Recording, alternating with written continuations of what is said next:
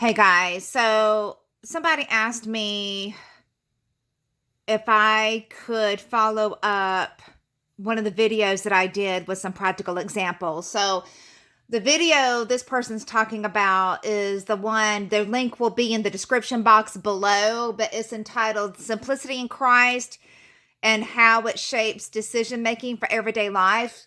And basically, it was talking about, you know, how taking the principle of just simplicity in Christ, the fact that there's no burden on you, the fact that it is not your job to make other people happy, the fact that it's not your job to live up to other people's expectations, how the principle behind those things can be applied to everyday practical decision making. And this person was asking, well, can you give me some examples?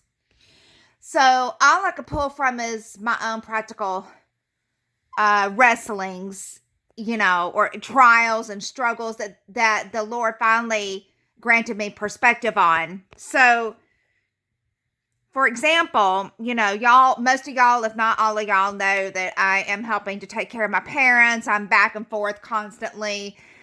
And my parents have a house and they want my husband and I to take it over. It's a beautiful house, but they want us to take it over when they're gone. And it all sounds great, we would have to buy out my older sister's half of it because there's me and then there's my older sister. There's just two of us. But because of cost of housing and everything, buying out their half, I'm just saying we would still be stuck with the mortgage that we wouldn't want, because we're not getting any younger, right? So what is simplicity? What is the type of decision to make that would, instead of adding burdens onto us, that would actually remove burdens from us? Well, we could go ahead and just decide when the time comes, my sister and I, when it's time, we settle the estate, we clean out the house, we sell it, we split it down the middle, and then we can take that money and pay cash for something smaller and not have a mortgage. If that makes sense. It's simpler. There's no burdens. It's not about me trying to keep my parents happy.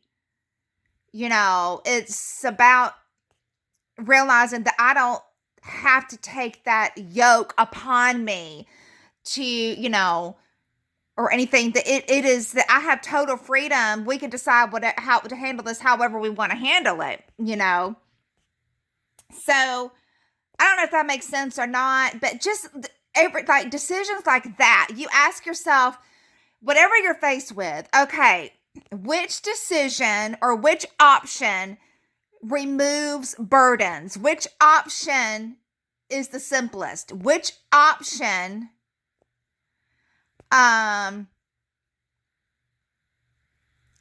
breaks chains, if you will?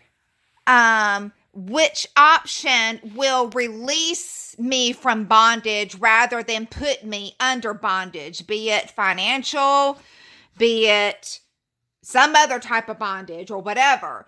The principles behind the fact of simplicity in Christ can apply endlessly to all sorts of different types of decision making in any type of situation. It's just I can't think of any other examples right now other than that one, because and I'm not saying that we are or aren't going to take over the house.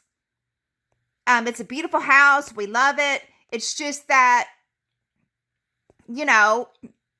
do we want a mortgage, or do we want to not have to be under a mortgage, and for us, since we're not getting any younger and we want more freedom, financially speaking, we would rather, and everybody's different. Everybody would choose something different for them. But for us, it would be more freeing for us not to have to be under the bondage of a mortgage, if that makes sense. So for us, we were able to say, all right, simplicity in Christ. It's just, taking all of the fact that we are not expected to make other people happy. Like, I'm not expected to make my parents happy. I don't have to live up to my parents' expectations. I'm not saying I'm not honoring them and that I don't respect them. I'm just saying after they're gone, it's not going to matter, right? Because they're going to be with the Lord, so it's not going to matter. And so, anyway, now, they never watch YouTube or whatever. So that's, at least they never watch my channel, which is a good thing. But as far as we're concerned, we want them to think, that sure, we are going to take the house and we're going to take it over and yada, yada, yada.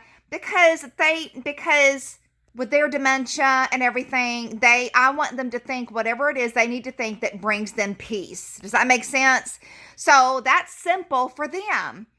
And what is simple for us is after they're gone, it's not going to matter with them anyway. And then we need to make the decision that is best for us. And so, I don't know if that's just rambling. I hope that makes sense. Anyway, all right, guys, be blessed.